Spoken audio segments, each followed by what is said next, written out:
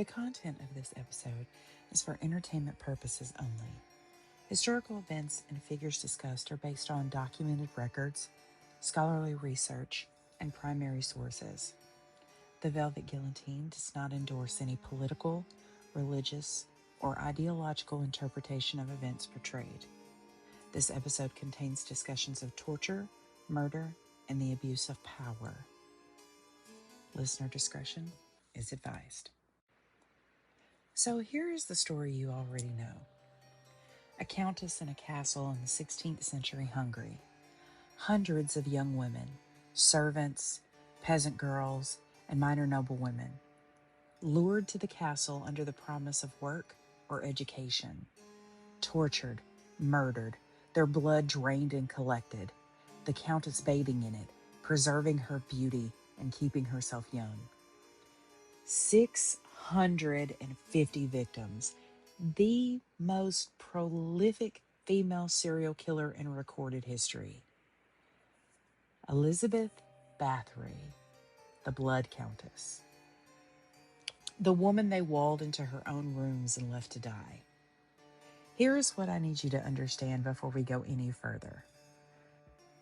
Almost none of that story, the version you just heard me tell, the version that has been circulating for almost 400 years, is straightforwardly, documentarily untrue. Some of it might be. Some of it is almost certainly not. And the part that troubles me the most about this case, the part that has kept historians arguing for decades, the part that makes this genuinely one of the most complicated figures in dark history ever, is that those two things are not mutually exclusive. Elizabeth Báthory may have been a torturer and a murderer. She may also have been a powerful woman whose wealth and independence made her politically inconvenient, and whose downfall was engineered by men who stood to benefit enormously from it, and whose crimes, whether real or fabricated or both, were then embellished over centuries into a legend that has more to do with our anxieties about female power than what actually happened in that castle. Maybe she was a monster. Maybe she was framed. Maybe she was a monster who got framed. Welcome to Dastardly Figures. I'm April Rain, and today we're going to sit with the uncomfortable possibility that history's most famous female serial killer is a story we don't actually know how to tell, at least honestly. So let's begin. To understand Elizabeth Báthory, you have to first understand what it meant to be a Báthory. Because Báthory was not simply a family name. It was, in 16th century Hungary, a declaration, a statement of power so consolidated and so historically embedded, so politically significant, that it operated almost as its own sovereign category. The Báthorys were one of the most powerful noble families in the Kingdom of Hungary, which was itself one of the most strategically critical territories in Christian Europe. The battered frontier between the Ottoman Empire expanding from the east and the Habsburg dynasty pressing from the west. The Báthory family had produced princes of Transylvania, palatines of Hungary, commanders of armies, and bishops of the church. They were patrons of the arts, defenders of the Protestantism, and practitioners of the kind of casual, almost absolute authority over people on their lands that makes modern readers deeply uncomfortable, and that was, in the 16th century at least, simply the operating conditions of noble life. They were also, by every available account, extremely strange. The Báthory family tree is the kind of thing that geneticists look at and go very, very quiet. Generations of strategic intermarriage with a small pool of noble families had produced, by the mid-1500s, a lineage with documented cases of epilepsy, mental illness, sexual violence, and what contemporaries described as a capacity for cruelty that exceeded even the fairly elastic standards of the day. Elizabeth's uncle Stephen was reportedly a devil worshiper who conducted satanic rituals, or more likely, someone whose religious heterodoxy and personal behavior were later described in those terms. Her brother George was a dissolute sadist who was reportedly removed from his own lands for chronic violence and sexual assault. Her Aunt Clara was described by contemporaries as a woman of voracious sexual appetites and who tortured her servants for entertainment. Now, I'm not telling you this to establish a genetic predisposition to evil, because I simply don't believe in that, and neither does the historical evidence. I'm telling you this because Elizabeth Báthory was born into a family in which extreme cruelty was not merely tolerated, but it was modeled, normalized, and in some cases, even celebrated. The world she came into was one in which the nobility held life and death power over the people who served them, in which violence was endemic, and in which the line between discipline and torture was drawn entirely by the discretion of the person that was holding the whip. Elizabeth was born in May of 1560 on the family estate in the village of Nyírbátor, in which is now northeastern Hungary. She was the fourth child of George Báthory, a minor branch of the family, and Anna Báthory, whose own family was equally distinguished and equally complicated. From birth, she was positioned within a web of alliances, expectations, and obligations that were entirely beyond her control. At the age of 11, she was formally betrothed to Ferenc Nádasdy. She was 11. He was 15. This was entirely normal for the nobility of that period. Marriage was alliance. Children were assets. The feeling of the children in question was not a variable at all when anyone considered these arrangements. What is slightly unusual about the Báthory Nádasdy match is that it was, by available standards to me, apparently not entirely unhappy. They married in 1575 when Elizabeth was 15 and Ferenc was 19, in a wedding that was one of the social events of the decade and was attended by the greatest nobles of Hungary and Transylvania. Ferenc, who would earn the nickname the Black Knight for his ferocity in battle against the Ottomans, was by multiple accounts genuinely fond of his young wife. He wrote to her during his frequent military campaigns. He brought her gifts, and when she gave birth to their children, 4 of which survived into adulthood, he acknowledged them warmly. He also, according to later testimony, taught her how to torture servants. This is one of the things that gets lost in the legend of the Blood Countess. The accusation was never that she acted alone.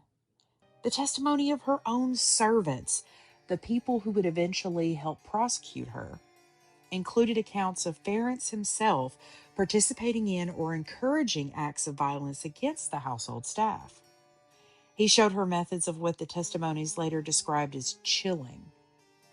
Things such as holding servants in place in the cold, in the snow, and then pouring water over them until they froze to death. And he also reportedly showed her how to cut the lips of disobedient servants with scissors. Ferenc Nádasdy, the celebrated war hero, the defender of Christian Hungary against the Ottoman Empire, the man whose name appears in no witch trials and no criminal proceedings, was described by multiple witnesses as an enthusiastic participant in the systematic torture of servants. But Ferenc died in 1604. It was due to injuries he sustained in battle. And when Ferenc died, Elizabeth Báthory became one of the most powerful widows in all of Hungary. And that, I would argue, is when her real problems started. A widowed noblewoman in early 17th century Hungary occupied a very specific, very precarious position. On one hand, she had legal standing, more than a married woman in some aspects.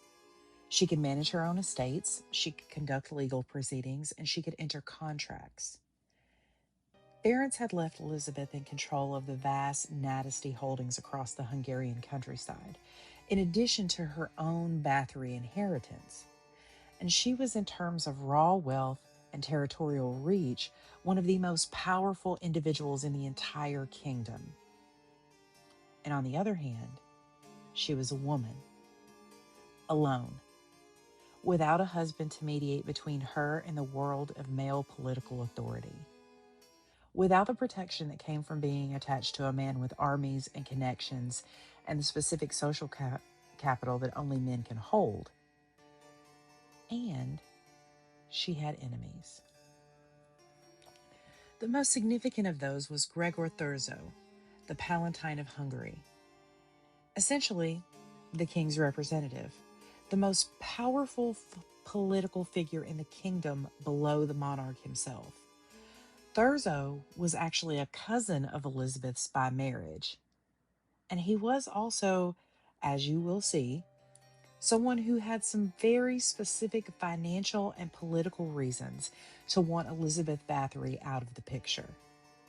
But before we get to Thurzo, I need to tell you about the accusations, because something was happening at Countess Castle, the Nádasdy stronghold in what is now Slovakia, where Elizabeth spent most of her widowhood.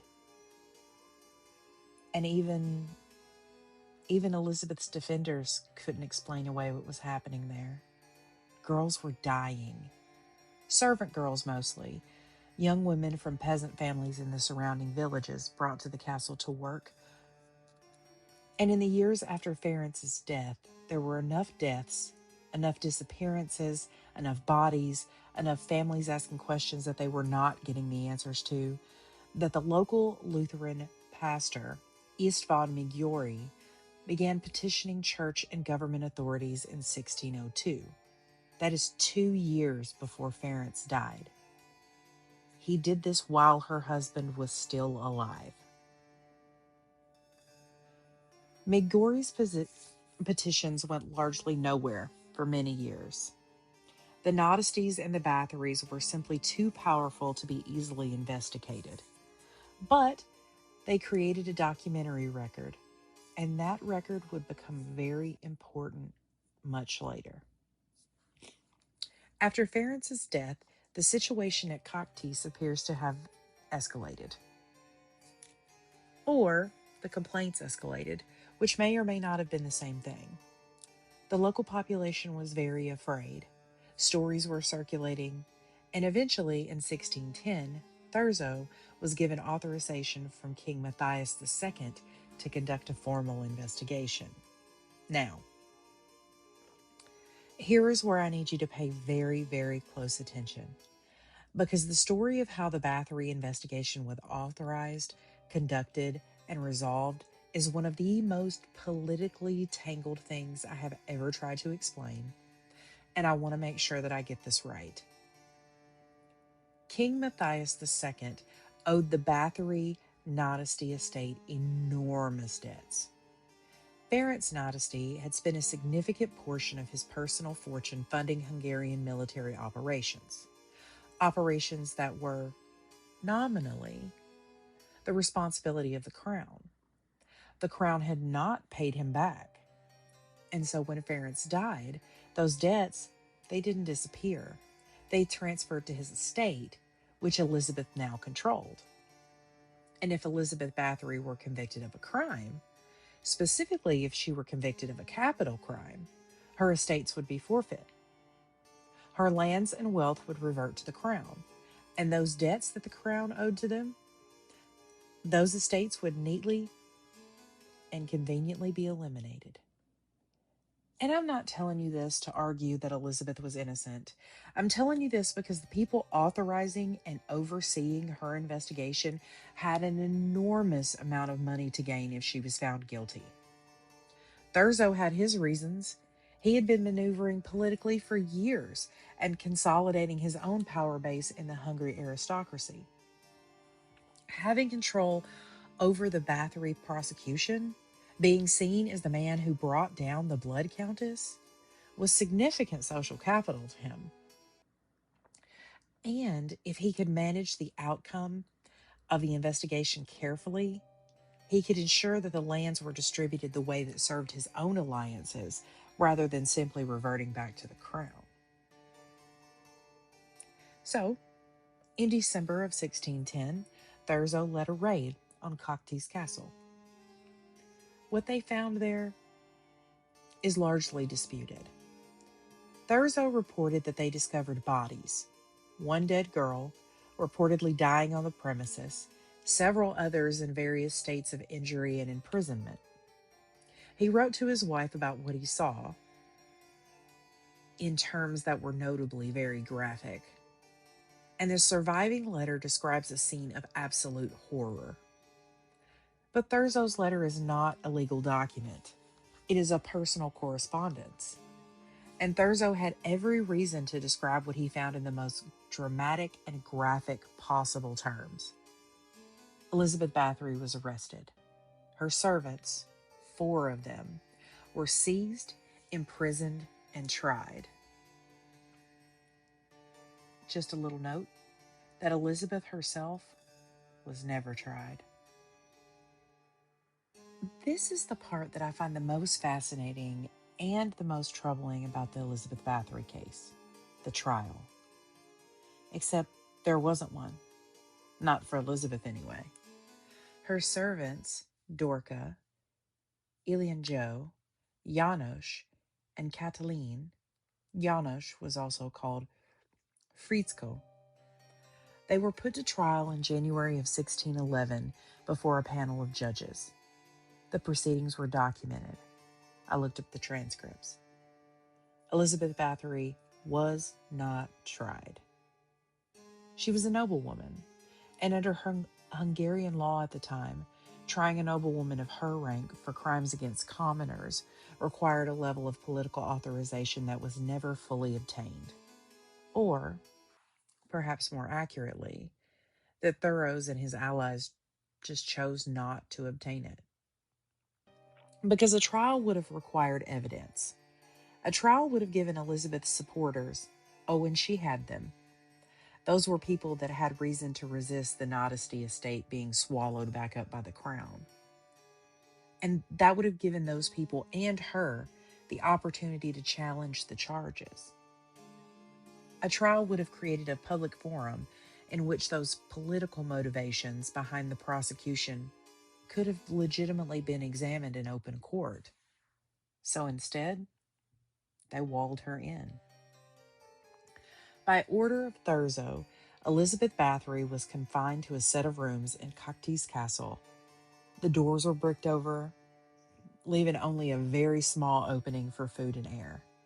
And she remained there, imprisoned in her own home, for the last 4 years of her life. She died on August the 21st, 1614. She was 53 years old. She was found by one of her jailers face down on the floor of her rooms. Her servants, they were not so fortunate. Dorka and Ilian had their fingers torn off before they were burned alive. Fritzko, who is considered a minor participant due to the fact that he was a youth at the time, was beheaded before he was burned. And Katalin, deemed the least culpable, spent the rest of her life in prison. Now, I want to talk about this testimony of these people, because the testimony of these servants was extracted under torture in the context of a trial in which their own lives were on the line. Those testimonies, extracted under torture, are the primary documentary basis for almost everything we believe today about what Elizabeth Báthory did. And let me be clear about what I mean by extracted under torture. In 17th century Hungary, torture was a standard and legally sanctioned component of the judicial process. It was used to obtain confessions, to elicit testimony, and to verify the reliability of witnesses. The people who testified against Elizabeth Báthory, including her own servants, were subjected to interrogation under conditions of physical coercion. Testimony obtained under torture is not reliable. And that is not a modern insight either. This was understood at the time by jurists and scholars who argued against its use precisely because it produces false confessions and fabricated testimonies. And people say what they believe their interrogators want to hear because people think that it will save their life or make the pain stop. And the number of victims attributed to Elizabeth Báthory ranges. It varies based on the testimony, from a handful to 37 to 50 to 80 to 300 to the infamous figure of 650, which does not appear in any trial transcripts themselves, but is attributed to a diary allegedly found among Elizabeth's possessions, in which she supposedly recorded the names of her victims. And the diary was never independently verified. Its contents were reported secondhand, and the document itself, if it ever even existed in the first place, has never surfaced. The 650 figure entered popular culture and it just refused to leave. It appears in the encyclopedia. It appears in the Guinness Book of World Records, where Elizabeth Báthory was at one time listed as the most prolific female murderer in history. It also appears in every summary of her case that's ever been written, usually without the caveat that it comes from an unverified document reported under interrogation conditions that make any serious legal scholar wince. Now, does this mean that Elizabeth Báthory didn't kill anyone? No, I don't think it means that at all. Girls did die at Countess Castle. Bodies were found and reported. The Lutheran pastor's complaints predated the political crisis around her widowhood by years, which makes it harder to diminish them as purely politically motivated. And multiple witnesses across different interrogations described consistent patterns of abuse. Something was happening at that castle, but something was happening, and 650 murders were committed by one woman who bathed in blood to preserve her youth are definitely not the same. And the journey from one to the other tells us less about Elizabeth than it does about the people who needed her to be a monster. All right. Now I want to talk about the bloodbath, because it is the thing everybody knows. It is the image that defines her. The Countess in her blood-filled tub, the bodies of young women drained to fill it, the pursuit of eternal youth through the most horrifying possible beauty standard. It is visceral, and it is transgressive. It hits about 12 different cultural anxieties simultaneously: female vanity, female violence, aristocratic predation on the poor, the body horror of aging, the monstrous feminine. It is also not mentioned anywhere in the trial records at all. Not once. The blood-bathing legend does not appear in the 1611 transcripts anywhere. It does not appear in Thurzo's letter to his wife, and it does not appear in the contemporary documentation of the case, which is, especially for that period, actually relatively extensive. The blood-bathing legend first appears in a form we can trace in a 1729 Jesuit history of Hungary by a scholar named Laszlo Tarácsi. Tarácsi wrote about the Báthory case more than a century after Elizabeth's death, drawing on sources that are not always clearly defined and adding details that definitely did not appear in the record earlier. 115 years after her death. That is when the bloodbath enters the picture. Now, does that mean that it definitely didn't happen? No, not at all. Absence of evidence is not evidence of absence, and the documentation from the trial has not necessarily been complete or reliable in its own right. It's possible that the bloodbathing was known at the time, but just not formally recorded, or that it appeared in documents that have since been lost to the wheels of time.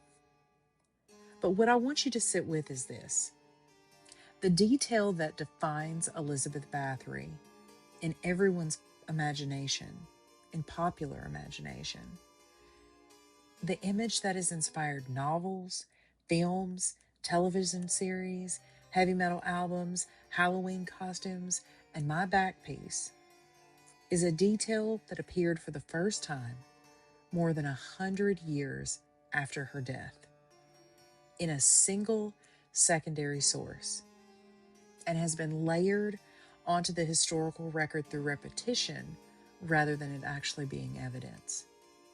We built her legend for her, and then we forgot that we built it. And here is what I want to argue, and I want to argue it carefully because I think it matters. The Elizabeth Báthory case, in the form it has taken in pop culture, and in the form in which most people encounter it, is not primarily a story about what Elizabeth did. It is a story about what her era needed her to be, and what subsequent eras needed her to continue to be. In 1611, the political establishment of Hungary needed Elizabeth to be guilty, specifically and conveniently guilty, in a way that justified the confiscation of her estates without the complications of a public trial. The monster served a purpose. The monster kept the political machinery running smoothly. The monster's name on the walls of the Countess castle was tidier than a trial that might have raised uncomfortable questions about debts owed and lands coveted. In the 18th century, Tarocchi and his scholars who followed him needed Elizabeth Báthory to be a cautionary tale about feminine excess, about the dangers of wealth and power and vanity in the hands of a woman. The bloodbath detail is almost too perfect in its symbolic neatness. A woman so consumed by the female sin of vanity that she committed the ultimate transgression to serve it. It is a misogynistic fable wearing historical clothing, and it has been extraordinarily persistent. In the modern era, in horror fiction, in pop culture, and in the endless cycle of true crime, we need Elizabeth to be the ultimate dark female archetype, the beautiful monster, the killer countess, the woman who defied every social constraint so completely that she became something almost inhuman. She is Dracula's female counterpart. She is the id of female power, unconstrained and therefore terrifying. And of all that need, the 16th century political need, the 18th century morale need, the 21st century pop culture need, all of that has layered itself onto a historical record that is already compromised by the conditions under which it was produced, making it genuinely very difficult to see the woman underneath. So let me tell you what I think that we can say with reasonable confidence about Elizabeth Báthory. She was a woman of extraordinary privilege and power in a world that offered women very little of either. She was intelligent. She was literate in multiple languages at a time when many noble women couldn't even read. She corresponded extensively. She managed vast estates with apparent competence throughout the years since her husband's absence. And she was, by multiple accounts, a fierce defender of her lands and the people's right against outside incursion. There are documented instances of her going to court on behalf of serfs who had been wronged, which does not fit neatly into the monster narrative, but it is in the historical record. And she was also almost certainly someone who exercised brutal authority over the people in her household. The systematic abuse of servants, the harsh punishments, the physical violence was not unusual in the noble households of the period. But the evidence suggests that what happened at that castle went way beyond the brutal norms of the era. People died. That is not nothing. And whether those deaths were the result of systematic sadistic torture on the scale alleged, whether the number was closer to a dozen or to several hundred, and whether the blood bathing happened at all, those questions we don't have clear answers to. Because the evidence was produced by a system designed to produce the maximum possible guilt rather than the most accurate possible account. What I can say confidently is that Elizabeth Báthory was tried by a world that had already decided what she was before it ever even asked a single question. And then that world spent the next 4 centuries elaborating on that very verdict. I now want to spend a few minutes on something that I think is genuinely important, which is the question of what it means to build a legend this way. Because Elizabeth Báthory is not the only case in history where a real person, whose real actions may have been genuinely terrible, gets overlaid with a mythology that serves the needs of the people telling the story more than it serves the historical accuracy. The Blood Countess legend does something very specific. It takes the very real problem of aristocratic violence against the poor, the very real, very documented, very systematic use of power by the nobility over the people who lived and worked on their lands, and it personalizes it. It individualizes it. It makes it the story of one woman's exceptional, abhorrent, monstrous cruelty, rather than the story of a system of power in which violence against servants and peasants was routine, sanctioned, and often entirely invisible. When we make Elizabeth Báthory into a unique monster, we let everyone else off the hook. We don't ask about Ferenc Nodesty, who by the same testimony was a willing participant in similar acts and who died as a celebrated war hero. We don't ask about the dozens of other noble households across Hungary and Transylvania, where similar violence occurred without documentation because there was no political incentive to document it. We don't ask about the system, the specific, structural, legally embedded system that made the bodies of poor people available to the cruelty of their social superiors without consequence. We get the Blood Countess, bathing in blood, the monster in her castle, and everything else stays clean. That is what the legend does. And I think that is worth sitting with. Elizabeth Báthory died on August 21st, 1614, alone in the rooms where she had been imprisoned for 4 years, face down on the floor. She had petitioned repeatedly for a trial. She maintained her innocence up until her death.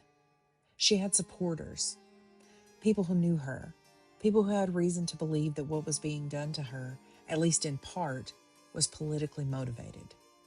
And these supporters were not powerful enough to change the outcome. She was buried initially in the church at the castle, but the villagers objected to a convicted monster being interred in their church, and her body was eventually moved to the Báthory family crypt in Niederbader. Her name became a legend. Her face became a Halloween costume. Her story became horror films and heavy metal albums and a permanent fixture in a list of history's worst possible human beings. Whether she deserves all of that or only some of it, or a complicated and uncomfortable proportion of it that varies depending on which evidence you weigh and know, I genuinely don't know. And I think the honest answer is that nobody does truly know. Not with the evidence available to us anyway. And not given the condition under which that evidence was produced. What I know is this. Something happened at that castle. Girls died. A woman was imprisoned without trial and left to die alone in her own rooms. A political establishment was with enormous financial incentive to destroy her, used the machinery of justice to do exactly that. And then history, reliable, myth-making, monster-eating history, did all the rest. Maybe she was guilty of everything. Maybe the number was 10 and not 650. Maybe the bloodbath happened. Maybe it didn't. Maybe the most honest thing I can tell you about the Blood Countess is that we built her the way we needed her to be. Because we always do. This has been The Velvet Guillotine. I'm April Rain.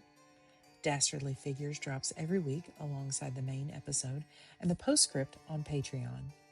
Because history's monsters deserve the same honesty we give everyone else. Even when, and especially when, the honesty makes things considerably more complicated. Stay dark out there.